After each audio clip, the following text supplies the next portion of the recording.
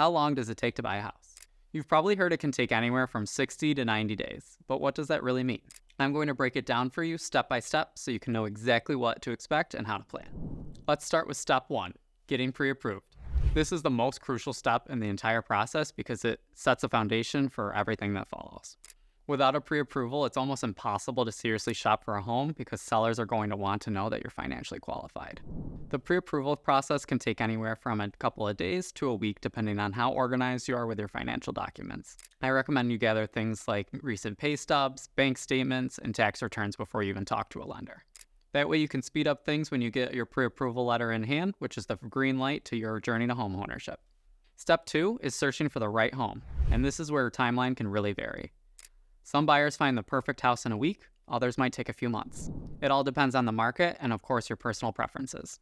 In a competitive market like we have here in Buffalo, homes can sell very quickly, even within days sometimes. So it's important to act fast when you see something you like. But don't rush. Make sure the house fits your needs and lifestyles because it's a major decision.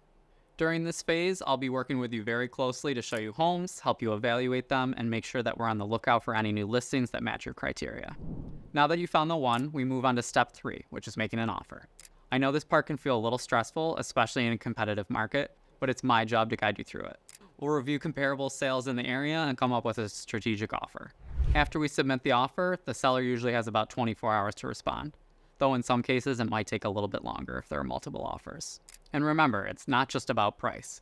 Terms like your financing, inspection contingency, and closing date can all play a role whether your offer is accepted. Step 4, you get the amazing call. Your offer's been accepted. But we're not there yet. The next step would be your attorney approval and home inspection if you opted for one. If you opted for a home inspection, this is going to be a critical part of the process because it gives you a chance to uncover any potential issues with the property. After the inspection, you may need to negotiate repairs with the seller if anything major comes up. It's an important step, but it doesn't have to be a deal breaker. Step 5, finalizing your mortgage.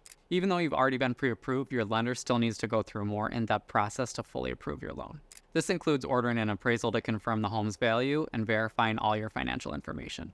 This part usually takes about 30 to 45 days. It's important to avoid any big financial changes, like buying a car, opening a new credit card, because it could affect your approval. The mortgage process can feel slow at times, but remember, it's all about making sure everything's in order before you move forward.